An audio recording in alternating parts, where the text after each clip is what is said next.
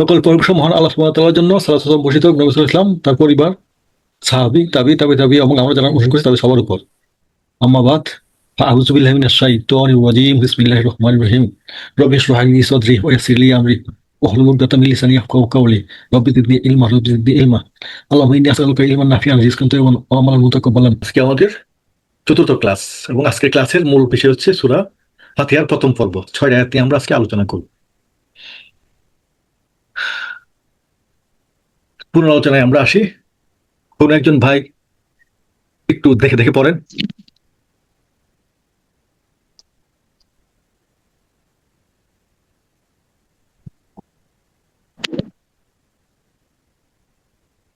যে কোনো একজন সাহস করে একটু পড়েন, আমরা শুনি, তাহলে একবার রিভিশন হয়ে গেল। ইয়া আইয়ুহা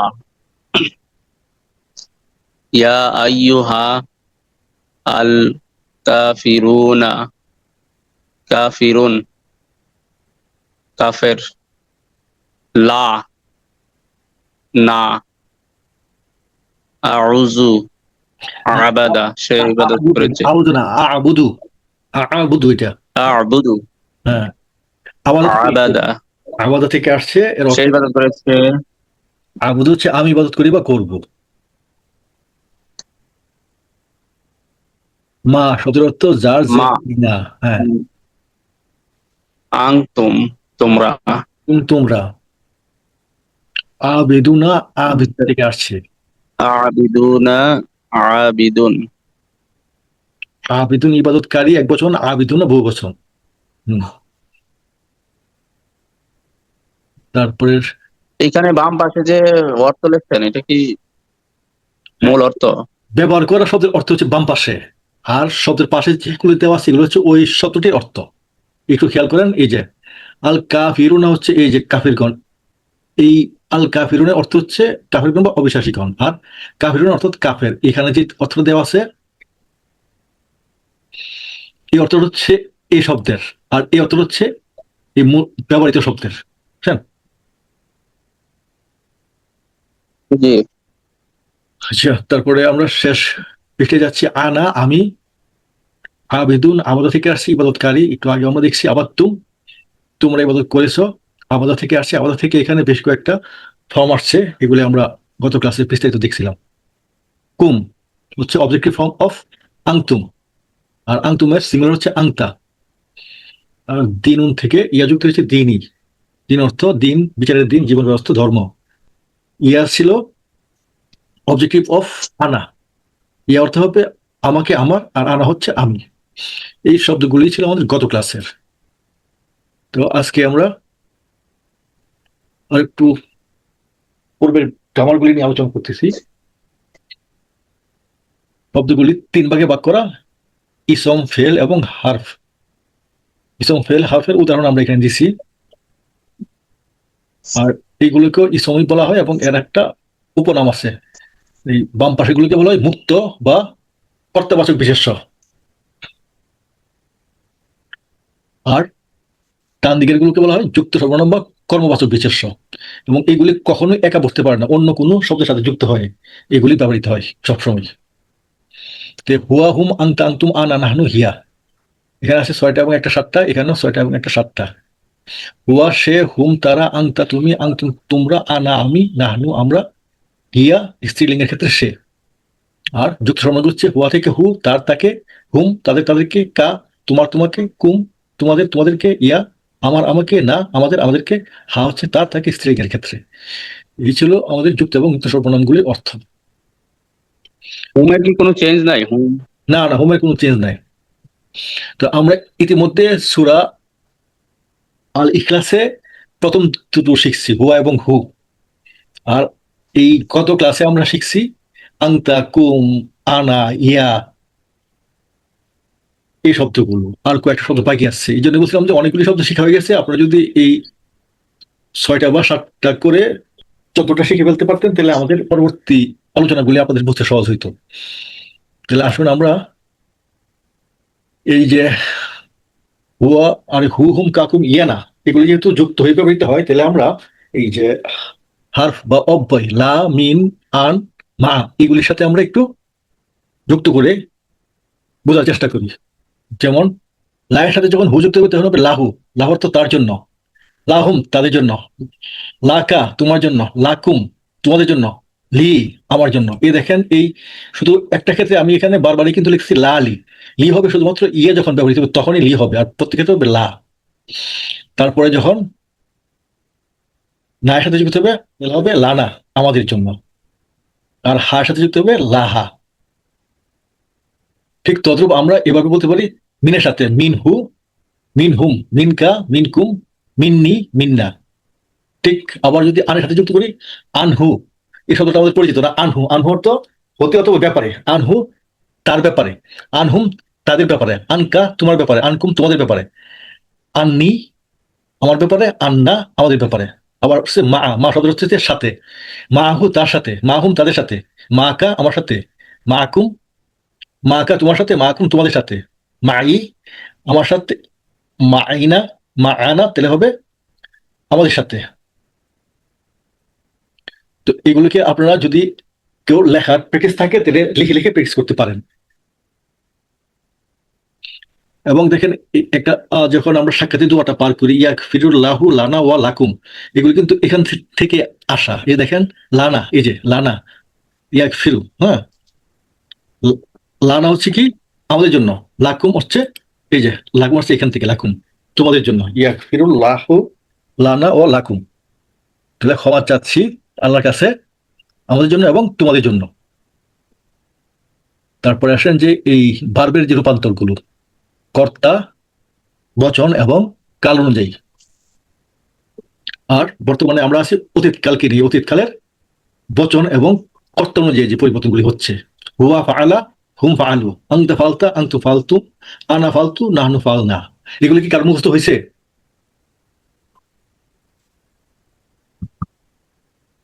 হ্যাঁ, আপনাদেরকে জিজ্ঞাসা করছিলাম, কেউ একটু আনমিউট হয়ে আমাকে যদি রেসপন্ড করেন, এগুলো কি কার মুখস্থ হয়েছে? যার মুখস্থ হয়েছে যদি একটু, আলহামদুলিল্লাহ, আলহামদুলিল্লাহ আমি চেষ্টা করছি এবং কিছুটা মুখস্থ করছি ইনশাল্লাহ। হ্যাঁ তাহলে একটু দেখে দেখে পড়েন তো অর্থ সহ। হ্যাঁ? হুয়া ফাআলা, হুয়া মানে সে, হু মানে তারা, আনতা মানে তুমি, আনতুম মানে তোমরা, আনা মানে আমি, নাহনু মানে আমরা। ফাআলা মানে সে করেছে, ফাআলু তারা করেছে, ফালতা তুমি করেছে, ফালতুম তোমরা করেছো, ফালতু আমি করেছি, ফাল না আমরা করেছি। আমরা করেছি, হ্যাঁ। তো এটা ছিল অতীতকালের। এবার যদি আমাদের এটা অনতীত হয়, ভবিষ্যৎ বা বর্তমান, তাহলে কি হবে? হ্যাঁ একটু, ইয়াফআলু, হ্যাঁ ইয়াফআলু, ইয়াফআলুনা, হ্যাঁ, তাফআলুনা, আফআলু, নাফআলু। মাশাআল্লাহ, জাযাকাল্লাহ। এই ভাইয়ের মতো যদি সবাই একটু চেষ্টা করেন তাহলে এগুলি খুব সহজে মুখস্থ হয়ে যাবে এবং আমরা পরে ক্লাসগুলি বুঝতে সহজ হবে বলে আমি আশা করছি। তো এই যে দুইটা নিয়মে নির্দিষ্ট করার বিষয়গুলো নিয়ে আমি আপনাদেরকে হোয়াটসঅ্যাপে কুইজ দিয়েছিলাম, অনেকেই হয়তো এটা দেখতে পারেন বা দেখতে হয়তো উত্তর পারেন না। তো বিশেষকে আমরা দুইভাবে নির্দিষ্ট করতে পারি, বিভিন্ন ভাবে আছে, কিন্তু এই লেভেলে আমরা শুধু দুইভাবে নির্দিষ্ট করে নিয়মটাই শিখবো। প্রথম নিয়ম কি, আল যুক্ত হয়ে নির্দিষ্ট হচ্ছে, আরেকটা হচ্ছে কি একটা বিশেষ আরেকটা বিশেষের সাথে যুক্ত হয়ে, অর্থাৎ একটা অধিকৃত এবং একটা অধিকারী হয়ে তারা যুক্ত হয়ে নির্দিষ্ট হচ্ছে। যেমন আল জু কিতাবুন, আল কিতাবু, দুই পেশ এক পেশে পরিণত হয়েছে। আর কিতাবু হামিদুন হয়ে গেল কিতাবু হামিদিন, অর্থাৎ হামিদের কিতাব বা হামিদের বই। তো এই নিয়মটাই আপনারা যদি একটু কষ্ট করে খেয়াল রাখেন যে নির্দিষ্ট হওয়ার ফলে এই দুই পেশ হয়ে গেল, এখানে এসে এক পেশ, আর অধিকারী হওয়ার ফলে তার দুই পেশ হয়ে গেল দুই জের, এই আর আল যুক্ত হয়ে শুধুমাত্র এটাই পরিবর্তন হয়েছে, হার কাটা।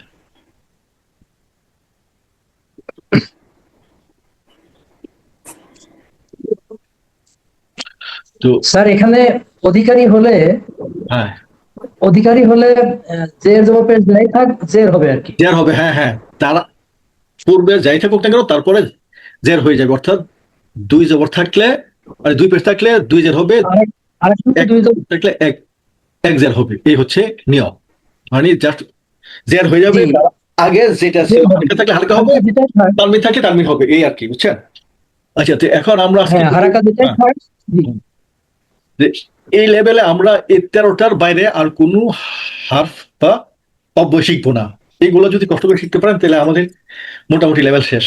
তাহলে এখানে ইতিমধ্যে আমরা এইগুলো নিয়ে আলোচনা করছি, বি, ফি, মিন, ইলা, আলা, মা, লালি, ওয়া, ওয়া, ফা, ইন্না, আন্না, লাম। নিচে অর্থ দেওয়া আছে, এবং আজকে থেকে আমি প্রতিটা ক্লাসে প্রথমে এগুলো আমরা একটু দেখতে দেখতে দেখতে একসময় মুখস্থ হয়ে যাবে, এবং আপনার ভয়ের কিছু নাই যে এগুলি কোনো এক্সট্রা না, ওই 120টা বলছিলাম যে ওই 120টার ভিতরেই এগুলো রয়েছে। তো এখানে আপনারা এই যে প্রথম যে নীল নেভি ব্লু অংশের যেগুলো আছে এগুলো হচ্ছে আমাদের হারফু জার, এই প্রত্যেকটাই জের দেয়। আর মাঝখানে যে দুটো আছে ওয়া এবং ফা, এগুলোর দ্বারা কোনো পরিবর্তন হয় না। আর হলুদ অংশে যেটুকু আছে এটুকু হচ্ছে ইন্না আন্না, এগুলি জবর দেয়, এগুলি বলা হয় জবরদানকারী। এই বিষয়টা কি আমি বোঝাতে পারলাম? এখানে 3 প্রকার অর্থাৎ 4 প্রকারের অব্যয় নিয়ে আসছি।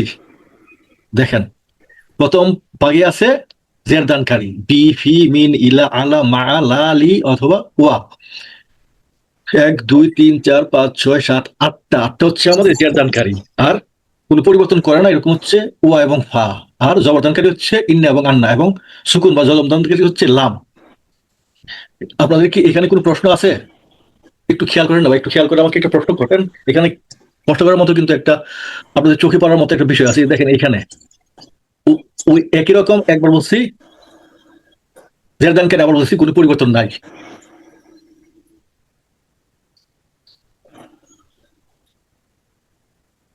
এটা কেন হচ্ছে বলেন তো? ওয়া কিভাবে যে দিচ্ছে? ওয়া তো যে দেখাচ্ছেন যেটা জেরদানকারী অব্যয়। হ্যাঁ, এটাই আপনাদের কাছে আমি প্রশ্ন শুনতে চাচ্ছিলাম। তো প্লিজ আপনারা যারা আছেন কষ্ট করে একটু মনোযোগ দিয়ে যদি আপনারা ক্লাসটা করেন তাহলে হয়তো আপনাদের পড়ার এটা খুব একটা লাগবে না। এখানে আমরা বলতেছি যে ওয়া হচ্ছে 2 রকমের। হ্যাঁ, কখনো সে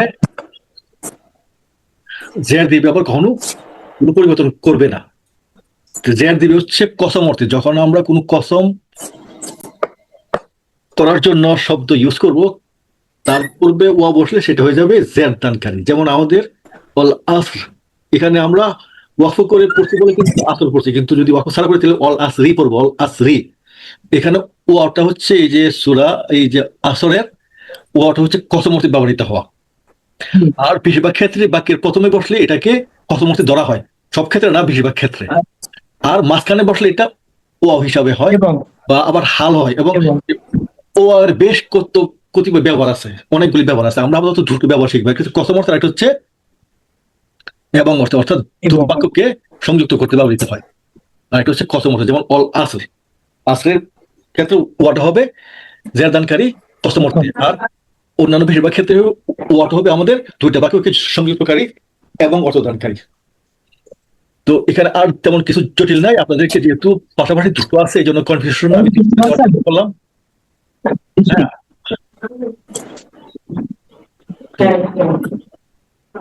এটা আপনারা যদি আগে আগে মুখস্থ করে ফেলতে পারতেন খুব ভালো, আর নতুবা আমরা প্রতি ক্লাসে এটা যেহেতু নিয়ে আসবো, এটা দেখতে দেখতে একসময় মুখস্থ হয়ে যাবে আমি আশা করছি। তো আজকে আমরা নতুন একটা গ্রামারের নিয়ম শিখবো, বহুবচন। তো বহুবচনের এখানে দুটো নিয়ম আমরা দুটো ভাগে ভাগ করা আছে। একটা হচ্ছে জামু মুকাসসার, একটা হচ্ছে জামু সালিম, অর্থাৎ অটুট বা অপরিবর্তনশীল বহুবচন, একটা হচ্ছে পরিবর্তনশীল বা ভগ্ন বহুবচন। আমরা এখন এই সহজটা শিখবো, অটুট বহুবচনটা নিয়ে আমরা আজকে আলোচনা করবো, আর ভগ্নটা নিয়ে আমরা হয়তো 2-3 দিন পরে ক্লাসে আমরা আসবো ইনশাল্লাহ।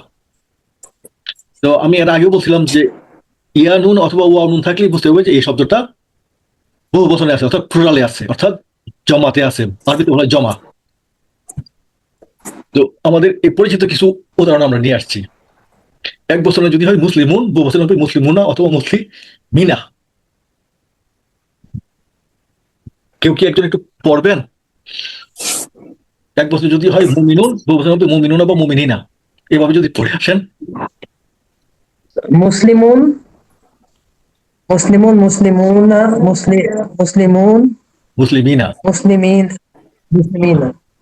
হ্যাঁ, আর মুমিনুন, মুমিনুনা, সালেহুন, মুমিনিনা, সালেহুন, সলিহুন, সলিহুনা, সলিহিনা, সালেহিন, সালেহিনা। কাফিরুন, কাফিরুনা, কাফিরিনা, মুশরিকুন, মুশরিকুনা, মুশরিকিনা, মুনাফিকুন, মুনাফিকুনা, মুনাফিকিনা। এই শব্দগুলি তো সবারই পরিচিত, তাই না? এর ভালো তো আপনারা জানেন সবাই ইনশাল্লাহ। তাহলে এখানে শুধুমাত্র এই পরিবর্তন করতে আপনাদের বুঝতে হবে যে মুসলিমুনা, মুসলিমুন হচ্ছে সিঙ্গুলার, আর প্লুরাল হচ্ছে মুসলিমুনা, মুসলিমিনা। তাহলে মুসলিমুনা এবং মিনা দুইটা কেন? দুইটা কেন? হ্যাঁ, দুইটা এই জন্য যে এই যে আল্লাহু, আল্লাহি, আল্লাহ না, ঠিক তদ্রুপ মুসলিমুন যদি এক বচন হয় তাহলে কখন হতে পারে মুসলিমুন, মুসলিমিন, মুসলিমান। এক বছরে যেমন মুসলিমুন, মুসলিমিন, মুসলিমান হইতে পারে, ঠিক তদ্রুপ বহু বচনে কিন্তু এটার তিনটা রূপ হইতে পারে। কিন্তু সৌভাগ্য হচ্ছে যে বহু বচনে এই মুসলিমিন এবং মুসলিমানকে মুসলিমিনা দিয়ে প্রকাশ করা হয়। শুধু মুসলিমুনের সমরূপ হচ্ছে মুসলিমুনা, আর মুসলিমিন এবং মুসলিমানের সমরূপ হচ্ছে মুসলিমিনা। বিষয়টা কি ক্লিয়ার আপনাদের কাছে? যে আজকের পার্টে এরকম একটা শব্দ আছে বলে আমরা এটাকে এখানে নিয়ে আসতে হয়েছে। আজকের শব্দটা কি? মূল শব্দ হচ্ছে আলামুন। এটা অবশ্য মূল শব্দ না, মূল শব্দ হচ্ছে আলাম থেকে। আলামুন হচ্ছে একটা বিশেষ্য। আলামুন হচ্ছে সিঙ্গুলার, একটু নিচে খেয়াল করেন। আলামুন হচ্ছে সিঙ্গুলার, আর ও অনুযুক্ত হচ্ছে আলামুনা। আর আমাদের বাকি বার হচ্ছে কি আল আলামিনা। তাহলে এখানে আল যুক্ত হয়েছে এবং এটা আলামিনা হয়ে গেছে, মুনা না হয় আলামিনা। তো মিনা হওয়ার কারণ কি? এই যে জের দানকারী থাকে বা জবরদানকারী থাকে, এই জন্য এটা মিনা হয়। মুসলিমুন, মুসলিমিন, মুসলিমান বিভিন্ন কারণে এই তিনটা ফর্ম ধারণ করে। ঠিক তদ্রুপ মুসলিমুনও আপনার দুটো ফর্ম ধারণ করে, একটা হচ্ছে মুসলিমুন, একটা মুসলিমিনা। সিঙ্গুলার হচ্ছে তিনটা ফর্ম এরকম, মুসলিমুন, মুসলিমিন, মুসলিমান। আর প্লুরালে হচ্ছে শুধু দুটো ফর্ম, মুসলিমুনা এবং মুসলিমিনা। মুসলিমুনা হচ্ছে এরকম মুসলিমুনের সমরূপ, আর মুসলিমিন এবং মুসলিমানের সমরূপ হচ্ছে মুসলিমিনা। এই এটুকু বুঝলে আজকে মোটামুটি। তারপরে আমরা বিস্তারিত যাব। আজকের ক্লাসে আমাদের যে শব্দটা ব্যবহার হচ্ছে সেটা হচ্ছে আলামুন থেকে আলামুনা এবং আল যুক্ত হয়ে আল আলামিন। আল আলামিন কি জন্য? এটা জের দানকারী হওয়ার কারণে। সিঙ্গুলার ফর্ম তো বুঝতে পারলাম। হ্যাঁ সিঙ্গুলার ফর্ম তো বুঝতে পারলাম, আল্লাহু, আল্লাহি, আল্লাহা, হ্যাঁ এটার মধ্যে কোনো চেঞ্জ নাই, হুবহু সেটাই। হ্যাঁ প্লুরালে একটা মুসলিম মুনা হচ্ছে, একটা মুসলিম মিনা হচ্ছে, উনা ইনা মুসলিমুনাটা হচ্ছে এই যে মুসলিমুনের প্লুরাল। হ্যাঁ প্রতিশব্দ আর কি, প্লুরাল। আর মুসলিমিন, মুসলিমানের হচ্ছে মুসলিমিনা। বুঝছেন? মুসলিমিনের জন্য মুসলিমিনা, মুসলিমানের জন্য মুসলিমিনা। বিষয়টা ক্লিয়ার? শুধু মুসলিমুনের জন্য মুসলিমুনা, আর মুসলিমিন বা মুসলিমানের জন্য হচ্ছে মুসলিমিনা। মিনা। হ্যাঁ হ্যাঁ, এই যে দেখেন উপরে আমি আপনাদের সুবিধার্থে এটাই নিয়ে আসছি যে এই সিঙ্গুলার যেমন তিনটা ফর্ম আছে, মুসলিমুন জি প্লুরালেও তিনটাই ফর্ম, তবে দুটো ফর্ম একরকম। এই যে হ্যাঁ, মিনা আর উনা আর ইনা। হ্যাঁ মুনা, এই যে মিন আর মানের ক্ষেত্রে হবে মিনা সবসময়। ঠিক আছে? জি, মুসলিমুনা, মুসলিমিনা, মুসলিমিনা, কিন্তু পরের দুইটা তো একই। এটাই তো বললাম যে এই যে মান এবং মিনের ক্ষেত্রে একই হবে, পরিবর্তন নাই। শুধু মুসলিমুনের ক্ষেত্রে হবে মুসলিমুনা। বুঝছেন? জি, মুসলিমুনের ক্ষেত্রে হবে মুসলিমুনা, আর মুসলিমিন অথবা মুসলিমান উভয় ক্ষেত্রে হবে মুসলিমিনা। তাহলে তাহলে এটা কি করে আমরা বুঝবো বা আলাদা করব যে হ্যাঁ, সুন্দর কোশ্চেন। হ্যাঁ, এই কোশ্চেন নিয়ে আমরা পরে পরে আলোচনা করবো যে কখন এটাকে জি। এই- এই মিনের বহুবচন কখন বুঝবো মানের বহুবচন না। এটা কিন্তু একটা গুড মানে কোশ্চেন। হ্যাঁ, যে মিনাটা এটা কখনো হবে মানের বহুবচন আর কখনো হবে মিনের বহুবচন। এটা আমরা সংশ্লিষ্ট জায়গায় আসলে আমরা এটা বুঝবো, তাহলে সহজ হয়ে যাবে। এখন শুধু এটাই ধরে রাখছি যে মিন এবং মানের প্লুরাল হচ্ছে মিনা। ঠিক আছে? মিনা। সংশ্লিষ্ট জায়গায় আসলে আমরা এটা নিয়ে বিস্তারিত আলোচনা করবো যে আমরা মিনাকে কখন বুঝবো যে মুসলিমিনের বহুবচন, কখন বুঝবো মুসলিমানের বহুবচন। তারপর মুসলিম মানে হ্যাঁ, হ্যাঁ। এটা আমরা সংশ্লিষ্ট স্পেসে আসলে আমরা এটা নিয়ে আলোচনা করলে সহজ হবে। কারণ আজকে আমরা যদি সবকিছু একবার মাথায় নিই মনে রাখা কঠিন হয়ে যাবে। না না, ধীরে ধীরে দেখাচ্ছি। হ্যাঁ। তো ওই মুনা মিনাটা যদি বুঝে থাকেন তাহলে এটা একটা কুইজ আমি এখানে নিয়ে আসছি। এই দেখেন মুসলিমুন, মুসলিমিন, মুসলিমান, এই ওয়া লি এবং ইন্না। তাহলে এই ওয়া এর কাছে কোনটা আসতে পারে? মুসলিমুন, মুসলিমিন, মুসলিমান কোনটা আসবে বলেন? আমাকে শুনতে পাচ্ছেন? কোনটা স্যার? এই যে আমি বলছিলাম না যে এই যে মুসলিমুন, হ্যাঁ, এখন শুনতে পাচ্ছি। মুসলিমুন, মুসলিমিন, মুসলিমান এইগুলো তো হয়ে থাকে তার আগের যে জি, অব্যয় আছে, অব্যয়ের ফলে এগুলির পরিবর্তন হয়ে থাকে। এই যে দেখেন এই অব্যয়গুলোর সাথে যদি আমি এটাকে যুক্ত করি, হ্যাঁ এখান থেকে একটাকে নিয়ে আসি, তাহলে ও এর সাথে কোনটা মুসলিমুন, মুসলিমিন, মুসলিমান বলেন তো? ও এর পরে আমরা কোনটা নিতে পারবো? মুসলিমুন নিবো না মুসলিমিন না মুসলিমান নিবো বলেন? ধরেন আমি বলতে চাচ্ছি ওয়া মুসলিমুন, মুসলিমিন, মুসলিমান কোনটা শুদ্ধ হবে? ওয়ার সাথে যদি আমি তিনটাই যুক্ত করি তাহলে কোনটা সঠিক হবে? হ্যাঁ। হ্যাঁ, এখন ওয়াতে তো জবর আছে, ওয়াতে জবর থাকলে তো সেটা মুসলিম মান হয়। না ও আর তো জবর টবর তো ইস্যু না। ও তো একটা অব্যয়। ও অব্যয়ের পরে আচ্ছা আচ্ছা, মূল শব্দের কোনো অব্যয়, পরিবর্তন অব্যয়। হয় না। হ্যাঁ, ও ওটার পরে মূল শব্দ, এটার পরে কোনো পরিবর্তন হয় না, এটা তো জানেন নাকি? এর পরিবর্তন তো হয় না। এটা কোনটা? এটা হলো মুসলিমুন। হ্যাঁ, মুসলিমুন। আর লি থাকলে তার পরের শব্দে সে কি করে বলেন? সে হচ্ছে একবার মুসলিমিন হচ্ছে, মুসলিমান হচ্ছে। হ্যাঁ, লি থাকলে হবে মুসলিমিন, ঠিক আছে? যেহেতু লি আছে সেটা করে জের হ্যাঁ, হবে। আর ইন্না হচ্ছে জবরদানকারী, তাহলে ইন্নার ক্ষেত্রে হবে মুসলিমান, ইন্না মুসলিমান, লি মুসলিমিন, ওয়া মুসলিমুন, ঠিক আছে? বুঝতে পারছেন বিষয়টা? ওয়ার ক্ষেত্রে কোনো পরিবর্তন হবে না। লি থাকলে, যেহেতু লি ছিল জের, জের দানকারী, এই দেখেন একটু তাহলে তো যে ওটা যে দানকারী হবে। বি ফি মিন ইলা আলা মা লি লা ওয়া, এগুলি থাকলে আমাদের জের দানকারী হবে, মানে শেষ করে জের হবে। তাহলে এই জন্য এখানে ছিল কি, লি এর ক্ষেত্রে জের। লি হ্যাঁ, আর ইন্না জেরই হবে, এটা বুঝতে পারছি। জবরদানকারী, ইন্নার জন্য হচ্ছে মান। ঠিক তদ্রূপ এটা ছিল এক বচন। এই বহু বচনগুলি যদি নিয়ে আসি, তাহলে ও এর সাথে কোনটা হবে? মুসলিমুনা, মুসলিমিনা, মুসলিমিনা, কোনটা হবে? মুসলিমুনা। মুনা, হ্যাঁ, গুড। লি এর সাথে মুসলিমিনা। মুসলিমিনা, ইন্নার সাথে আরেকটা মুসলিমান। মুসলিমিনাই হবে, মুসলিমিনা। তবে এটা হচ্ছে মানের বহুবচন আর এটা হচ্ছে মিনের বহুবচন। কিভাবে বুঝলাম? এই জের দানকারী এবং জবরদানকারী দিয়ে, বুঝছেন? এই যে জের দানকারী দিয়া বুঝলাম যে এটা মুসলিম মিনের মুসলিম মিনা, আর এই জবরদানকারী দিয়ে বুঝলাম মুসলিম মানের মুসলিম মিনা। তাহলে আমরা আরো হয়তো বুঝবো পরবর্তী ক্লাসগুলোতে। আপাতত এই কুইজটা কি বুঝতে পারছেন আপনারা সবাই? ক্লিয়ার এটা? আসেন আজকের পাঠে, মূল পাঠে যাই, কোরআন পাঠে। হ্যাঁ, তো কে পাঠ করবেন? একজন ভাই যা। আমি করি স্যার, হ্যাঁ হ্যাঁ আমি করি। হ্যাঁ হ্যাঁ হ্যাঁ, করেন, আলহামদুলিল্লাহ।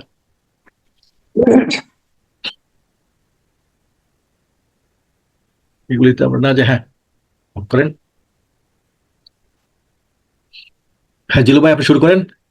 আউযু বিল্লাহি মিনাশ শাইতানির আউযু হ্যাঁ, বিল্লাহি মিনাশ শাইতানির রাজিম।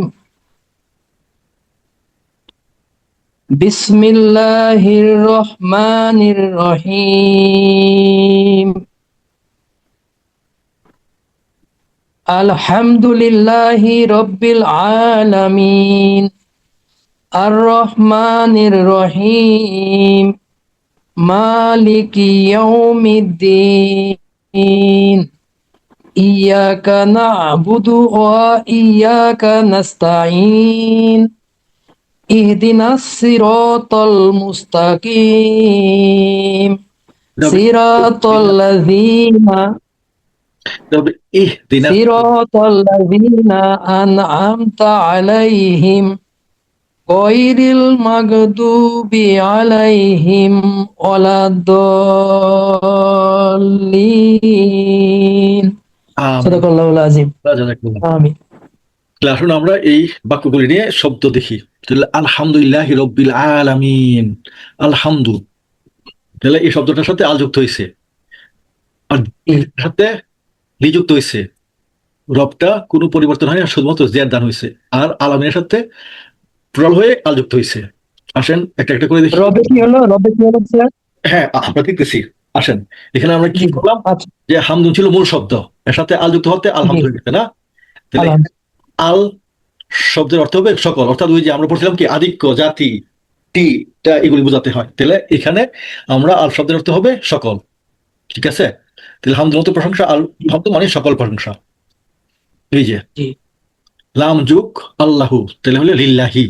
লাম যেহেতু লি, হ্যাঁ, জের দানকারী, তাহলে এখানে হলো লিল্লাহি। লা অর্থ জন্য, হ্যাঁ, আল্লাহর জন্য। আল্লাহ হলো আল্লাহর জন্য।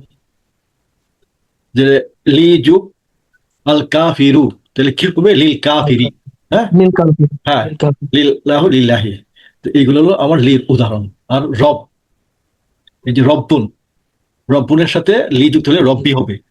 আর এখানে আমাদের হয়ে গেছে রব্বি, সিঙ্গেল হয়ে গেছে। কেন সিঙ্গেল হলো? এই যে আলামিনের সাথে রবের একটা সম্পর্ক হয়েছে। কিভাবে? একটা অধিকৃত, একটা অধিকারী। তো অধিকৃত হওয়ার ফলে এই রব্বুনটা হয়ে গেল এক পেশ, ঠিক আছে? যে রব্বুল আলামিন, যেমন কিতাবু হামিদিন ছিল না? তাহলে এই হামিদিন বা আলামুনা হয়ে গেছে আলামিন এজন্যই, কারণ কি হামিদিন বা আলা মিন ছিল, আলামিনা হইল। তাহলে এই রব্বিল আলামিন, তাহলে রব্বিল আলামিনা হল।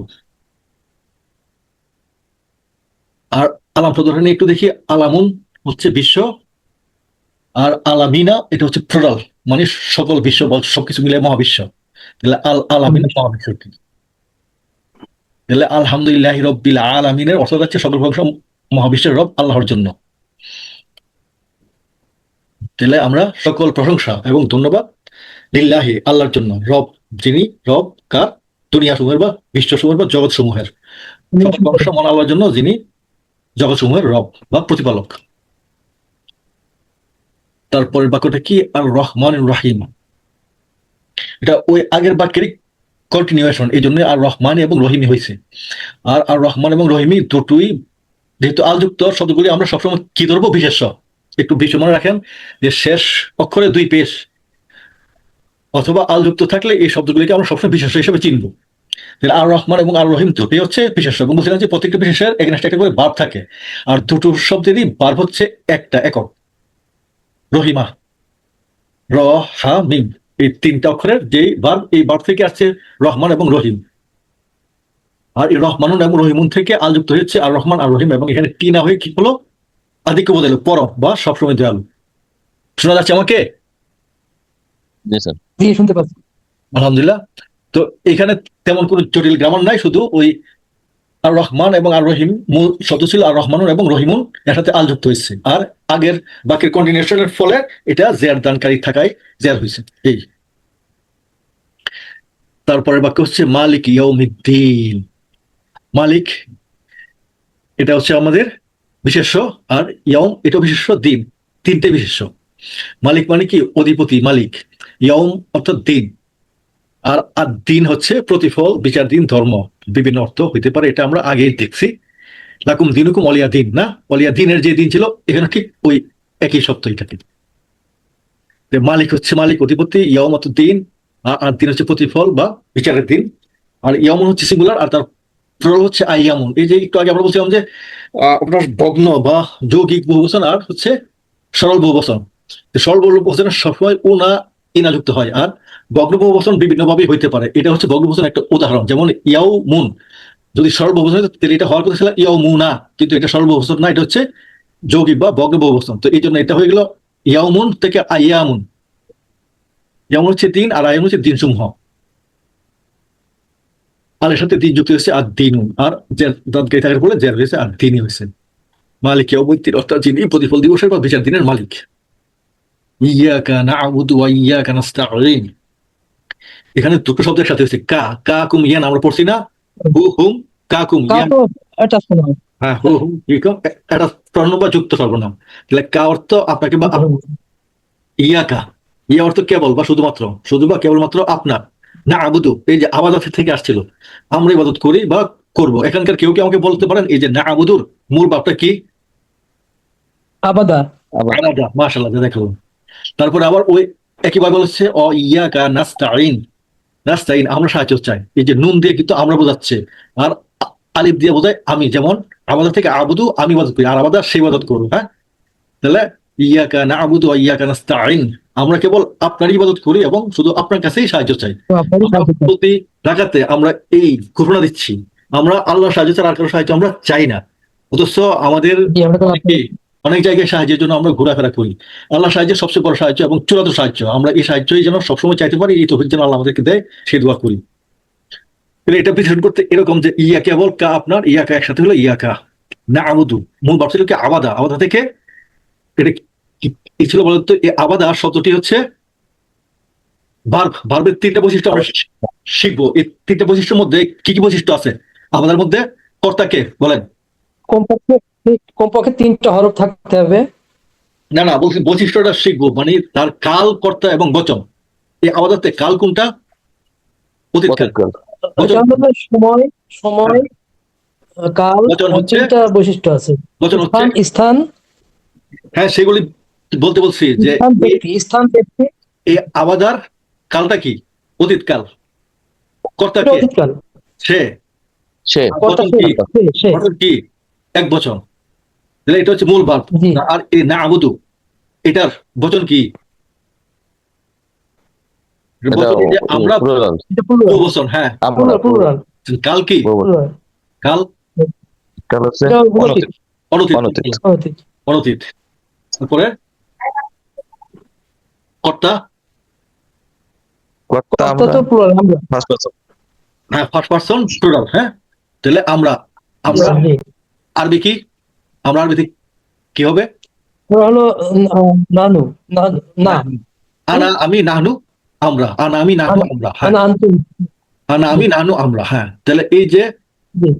নাবুদু, এটা এই আবাদা হচ্ছে মূল ভার্ব, এর অনতীত 1 2 3 4 5 6 ষষ্ঠ প্যাটার্নে হচ্ছে নাবুদু, অর্থাৎ আমরা ইবাদত করি বা করব।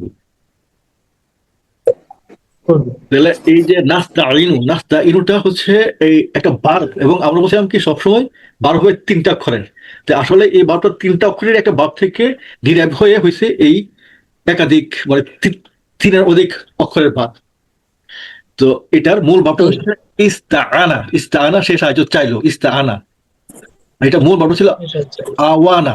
মূল ভাব ছিল আওয়ানা। আওয়ানার সাথে আলিফ সিন তা যুক্ত হয়ে হলো ইস্তাআনা। ইস্তাআনা থেকে ইস্তাআনা থেকে হলো ইস্তাইনু। ইস্তাআনা থেকে হচ্ছে ইয়াস্তাইনু। ইয়াস্তাইনু থেকে হলো নাস্তাইনু। হ্যাঁ, ইয়াস্তাইনু হচ্ছে সে সাহায্য চাইবে। এলো ইস্তাআনা হচ্ছে মূল ভার্বের অতীতকাল এবং একবচন। আর অনতীত হচ্ছে ইয়াস্তাইনু, যে ইয়া যুক্ত হয়েছে, ইয়াস্তাইনু আর পেশ হয়েছে, ওই যে আমরা আগে পড়ছিলাম। আর ইয়াস্তাইনুকে যদি আমরা ঠিক করি, ইয়াস্তাইনু না, তাস্তাইনু না, আস্তাইনু নাস্তাইনু, এই নাস্তাইনুটা হচ্ছে সেভাবে আসছে, আমরা সাহায্য চাই। তো এই নাবুদু এবং নাস্তাইনু এই দুটোরই শুরু হচ্ছে নুন দিয়ে, এবং এই নুন মিন করছে আমরা। এটা যদি আমরা একটু খেয়াল রাখি, মনে রাখি, তাহলে ইয়াকা কেবলমাত্র আপনার, নাবুদু উপাসনা করি আমরা, ইয়াকা শুধুমাত্র কেবলমাত্র আপনারই, নাস্তাইনু সাহায্য চাই আমরা শুধুমাত্র আপনার কাছেই। সাহায্য চাওয়ার উপায়টা কি? উপাসনা করে। আমরা অবশ্যই আল্লাহ উপাসনা করে সাহায্য চাইবো, এবং অন্য জায়গায় কি বলছে, আস্তাইনু বিসবরি ওয়াস সালাহ, অবশ্যই তোমরা ধৈর্য এবং সালাতের মাধ্যমে আল্লাহর সাহায্য চাও। তাহলে সালাত হচ্ছে আমাদের কি? উপাসনা বা কর্ম করে আমরা আল্লাহর কাছে সাহায্য চাও। তারপরে বাক্যটি কি? ইহদিনা সিরাতাল মুস্তাকিম। ইহদিনা, এখানেও দুটো শব্দ যৌগিক হয়েছে, ইহদি এবং না। না শব্দের অর্থ কি? না অর্থ কি? আমরা আমাদের না মানে আমরা না অর্থ নাহনুর তো আমরা, নাহনুর অবজেক্টিভ হচ্ছে না। হ্যাঁ, না নাহনুর অবজেক্টিভ হচ্ছে না, অর্থাৎ আমাদেরকে। এই যে ইহদি মানে পরিচালিত করুন বা দেখান। হাদা থেকে আসছে ইহদি। হাদা হচ্ছে মূল ভাব, এটার ইম্পারেটিভ, অর্থাৎ আমর, অর্থাৎ আদেশসূচক বা আদেশ বা অনুসূচক হচ্ছে ইহদি। হাদা থেকে আমরা পরেরটা দেখবো। আর সিরাতুন এবং মুস্তাকিম হচ্ছে বিশেষ্য, এর সাথে যেহেতু আল যুক্ত হয়েছে, বুঝতে পারছেন যে 2 পেশ ছিল, এটা 1 পেশ হয়ে পারছে। আর এই ইহদি আসছে হাদা থেকে। হাদা হচ্ছে মূল ভাব। তাহলে হাদা মূল ভাব, এটার আমর বা নাই ফর্মে এটা আসতে পারে। তাহলে ইহদি অর্থাৎ দেখান বা পরিচালিত করুন। এখানে আসলে ভাষার সৌন্দর্যের জন্য আমরা পরিচালিত করুন না লিখে লিখতেছি দেখান, আমাদেরকে সরল পথটি। আচ্ছা, হ্যাঁ, কিন্তু হাদার শব্দের অর্থ হচ্ছে কি? সঠিক পথে পরিচালিত করা। হাদা শব্দের মূল অর্থ হচ্ছে সঠিক পথে পরিচালিত করা বা পথ দেখানো। এই জন্য এখানে পরিচালনা দেখানো আসছে। তাহলে মালিক ইয়াউমিদ্দিন ইয়াকা না'বুদু ওয়া ইয়াকা নাস্তাঈন ইহদিনাস সিরাতাল মুস্তাকিম। তো এই যে আমরা 6টি বাক্য শিখলাম আজকে, পরের ক্লাসে হয়তো পরের শেষ বাক্যটা নিয়ে আমরা আলোচনা করব। এই সূরার সম্পর্কে একটি হাদিস আছে সহিহ মুসলিমে, এই হাদিসটা নিয়ে আমরা একটু আলোচনা করবো। এই হাদিসটা ছিল এরকম, আমার থাম্বনেইলেও এটা আছে। রাসূল বলেছেন যে প্রত্যেক রাকায়ে সূরা ফাতিহা আবৃত্তির সময় আল্লাহ বলেন, আমি প্রার্থনাকে আমি ও আমার বান্দা বা দাসের মধ্যে ভাগ করে নিয়েছি, অর্ধেক আমার ও অর্ধেক তার জন্য, এবং আমি তাকে তাই দিই যা সে চাই। হ্যাঁ, তাহলে এটার বিস্তারিত আমরা একটু দেখি। মানুষ যখন বলে আলহামদুলিল্লাহি রাব্বিল আলামিন, তখন আল্লাহ কি বলেন শুনেন। আল্লাহ বলেন, আমার বান্দা আমার বলেছে। এই যে আসসালাতু মিনাতুল মুমিনিন, আমরা যদি এই হাদিসটাকে ফলো করতে পারি, মনে রাখতে পারি, তাহলে আসসালাতু মিনাতুল মুমিনিন হওয়ার কথা। আবার বান্দা যখন বলে আর রহমানুর রাহিম, তাহলে আল্লাহ বলেন কি? আমার বান্দা আমাকে গৌরবান্বিত করেছে। এই কিন্তু আমাদের সাথে কথোপকথন। আমি বলেছি আর রহমানুর রাহিম, আর আল্লাহ বলতেছে কি? আমার বান্দা আমাকে গৌরবান্বিত করেছে। বান্দা যখন বলে মালিক ইয়াউমিদ্দিন, তাহলে আল্লাহ বলে কি? বান্দা আমাকে মহিমান্বিত করেছে। আর যখন বান্দা বলে ইয়াকা না'বুদু ওয়া ইয়াকা নাস্তাঈন, তখন আল্লাহ বলেন এটা আমারও আমার বান্দার মধ্যে, এবং সে যা চায় আমি তাকে তা দিই।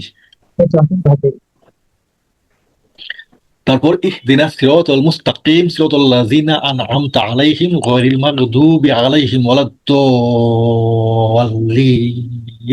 এই প্রতিটা বাক্য বলার পরপরই আল্লাহ আমাদেরকে একই কথা বলতে থাকেন, এটা আমারও আমার বান্দার মধ্যে, এবং সে যা চায় আমি তাকে তা দিই। তো আজকে থেকে আমরা এই হাদিসটার আলোকে যদি আমরা সূরা ফাতিহা পাঠ করার সময় মনে মনে এটা অনুধাবন করতে পারি, তাহলে আলহামদুলিল্লাহ আমাদের সালাতের মনোযোগ অনেক বৃদ্ধি পাবে। আর আমাদের এই কোর্সের কিন্তু মূল উদ্দেশ্য হচ্ছে সালাতের মনোযোগ বৃদ্ধির মাধ্যমে কোরআন শেখার একটা উৎসাহ জাগিয়ে তোলা। এই হাদিসটা আপনারা একটু কষ্ট করে মনে রাখবেন। আর আমাদের আজকে নতুন শব্দগুলি একটু দেখে নিন। হামদুনের সাথে আল যুক্ত হচ্ছে আলহামদু। হামদু হচ্ছে প্রশংসা, আর আলহামদুলিল্লাহ সমস্ত প্রশংসা। মূল শব্দ ছিল রব্বুন, এটা যেহেতু এর আগে জেয়ার দানকারী ছিল এই জন্য রব্বি হয়ে গেছিল। রব্বু হচ্ছে প্রতিপালক বা প্রতিপালকের। এই যে আলামুন থেকে ছিল আলা মিনা বা মুনা, তার সাথে আল যুক্ত হয়েছে আল আলা মিনা। আর মালিকও ছিল মূল শব্দ। মালিকু ছিল আপনার অধিকৃত হওয়ার জন্য, আর বাক্যে ব্যবহার হয়ে জেয়ার দানকারী থাকার ফলে হয়েছে মালিক কি। শুনতে পাচ্ছেন তো আমাকে? শুনতে পাচ্ছেন? হ্যাঁ, মালিকুন, মালিক কি মালিক বা অধিপতি। ইয়াউমুন ছিল আমাদের বিশেষ। আসমানে ওয়ান আছে না এখানে? হ্যাঁ, শোনা যাচ্ছে না? ইয়া শব্দের অর্থ হচ্ছে শুধুমাত্র কেবলমাত্র। কা আন্তায়ের অবজেক্ট কা। ইয়াউমুন হচ্ছে দিন। মূল শব্দ ছিল ইয়াউমুন, কিন্তু অধিকৃত হওয়ার জন্য সে হয়ে গেছে ইয়াউমু। আর এর আগে জিয়াদানকারী থাকার ফলে বা অধিকৃত হওয়ার ফলে হয়ে গেছে ইয়াউমি। তো কা ছিল আন্তায়ের অবজেক্টিভ ফর্ম। আন্তার কা, এবং তার অর্থ হচ্ছে আপনার বা তোমার বা তোমাকে বা আপনাকে। না আবুদ আবাদা থেকে আসছে। না আবুদ অর্থ আমরা ইবাদত করি বা করবো। আবাদা সে ইবাদত করেছে। নাস্তাইনু মূল শব্দ ছিল আওয়ানা, আর মূল শব্দের অর্থ হলো সে সাহায্য চাইলো। আর নাস্তাইনু হচ্ছে আমরা সাহায্য চাইবো। আর এই যে আমি একটা নোট দিয়েছিলাম গতকালকে, তো ওই নোটে কিন্তু এই নাস্তাইনু উৎপত্তি নিয়ে কিছু কথা বলা আছে, এটা আপনি একটু দেখে নিন। পরে অবশ্য আমরা শেষ ক্লাসের দিকে আমরা উৎপত্তি নিয়ে বিস্তারিত আলোচনা করব। আর তিনটা শব্দ আছে আমাদের ইহদি, হাদা থেকে আসছে ইহদি, আগে আলোচনা হয়েছে, এবং এর অর্থ হচ্ছে পরিচালিত করেছে বা সঠিক পথে পরিচালিত করেছে। সঠিক পথ দেখানো হচ্ছে হাদা শব্দের মূল অর্থ। না নাহানু থেকে আসছে, না হচ্ছে আমরা, আর না হচ্ছে আমাদের বা আমাদেরকে। আর সিরাতুন থেকে আল যুক্ত হয়েছে আর সিরাত, আর মুস্তাকিমুন থেকে আল মুস্তাকিম হচ্ছে, আর যাদেরকে থাকার পর এখানে মুস্তাকিমি বা সিরাতি হয়েছে। এই হচ্ছে আমাদের শব্দ দশটার অর্থ। সিরাত মানে পথ, আর মুস্তাকিম মানে সঠিক সরল। নাহানু আমরা, আর না হচ্ছে আমাদের বা আমাদেরকে। তো সবাই কি অ্যাক্টিভ আছেন, নাকি সবাই একটু ক্লান্ত হয়ে পড়ছেন? আমরা কিছু আলোচনা করতে চাই, যদি শুনতে চান আর কি। যে আজকাল ইসলাম ধর্ম সম্পর্কে আমাদের অনেক মুসলিমদের মনে একটা প্রশ্ন কি দেয় এরকম, যে ইসলামে আল্লাহ যদি এক হয়, কোরআন যদি এক হয়, নবী যদি এক হয়, তবে আজ পৃথিবীতে মুসলিমদের মধ্যে এত বিভক্তি কেন? আর ওই ইসলামে বা কেন এত মত পার্থক্য? কত ধরনের যে ফিরকে আমাদের মধ্যে বিরাজমান, কেউ বিশ্বাস করে এটা, তো কেউ বিশ্বাস করে ওটা। আজ এই আলেম বলে এটা, তো ওই আলেম বলে ওটা। একই বিষয়ে কেউ যদি এক ফতোয়া দেয়, অন্যজন আরেক ফতোয়া দেয়। সুতরাং আমি এটা অনুসরণ করবো না ওটা করব। তো হারাম হালালের ক্ষেত্রেও বিভিন্ন ধরনের মত পার্থক্য। ফলে একই ইসলামের অনুসারী হয়েও একদল এক একভাবে ইসলাম অনুসরণ করার প্রয়াসে লিপ্ত হয়ে আছে।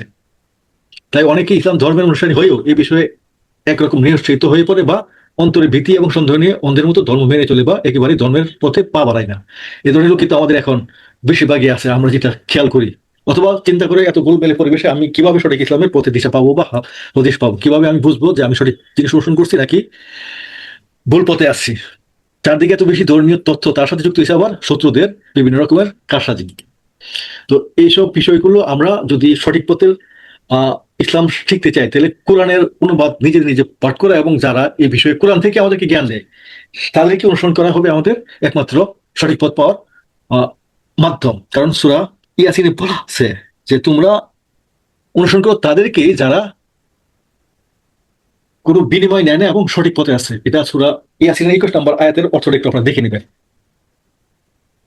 তো যারা সঠিক পথে আছে এবং বিনিময় নেয় না, এখানে দুটো শর্ত কিন্তু আল্লাহ আমাদেরকে শিখাই দিছে, যে তোমরা অনুসরণ করো তাদেরকে যারা সঠিক পথে আছে। অর্থাৎ কি, যারা সঠিক পথ মানে কি, কোরআন এবং সুন্নাহ, অর্থাৎ কোরআন এবং হাদিস থেকে আপনাকে শিখাবে। প্রতিটা কথা কাজ আপনাকে কোরআন হাদিস দেখিয়ে দেবে, এবং তারপর শর্তটা কি, বিনিময় নেয় না। এই ধরনের লোকদের কাছে শেখার জন্য আল্লাহ সুবহানাহু ওয়া তাআলা আমাদেরকে উৎসাহিত করেছেন। তো আমরা যেন বিনিময় ছাড়া যদি না পাই, তারপরে আমরা অন্তত এই প্রথম শর্তটা যেন পূর্ণ থাকে, অর্থাৎ সে যেন আমাকে কোরআন এবং সহিহ সুন্নাহ থেকে আমাদের শিক্ষা দেয়। এইটুকু আমরা মানতে পারলে সঠিকভাবে থাকতে পারবো বলে আমরা আশা করি। শিক্ষণ বিষয়ে কিছু তথ্য আমরা আগেও দেখছি, এখনো আজকে দেখি। তো বাসায় একটু সময় দেন, তাহলে আপনার জন্য সহজ হবে। আর আমরা প্র্যাকটিস ক্লাসের লিঙ্ক দিয়ে যদি সুযোগ থাকে জয়েন করে চেষ্টা করবেন। আমাদের মস্তিষ্কের শক্তি আমরা একটু দেখি, যদি যে বিশাল মস্তিষ্কের আমরা মাত্র 5 ভাগ ব্যবহার করি, সাধারণ মস্তিষ্কের প্রায় সবটুকুই অব্যবহৃত থেকে যায়। ব্যবহার করলে মস্তিষ্কের শক্তি বৃদ্ধি পায়, আর না করলে এটা আস্তে আস্তে শুকিয়ে অক্ষম হয়ে যায়। তাহলে আমরা মস্তিষ্ক হয় ব্যবহার করব, আর নতুবা এটাকে হারাবো। কোরআন শেখার জন্য এই মস্তিষ্ক ব্যবহার করা হবে সবচেয়ে বুদ্ধিমান এবং উত্তম কাজ, এবং কোরআনে জ্ঞান অর্জন সবচেয়ে সওয়াবের কাজ, কল্যাণের কাজ। মস্তিষ্কের ক্ষয় নিয়ে আমরা একটু আলোচনা করি।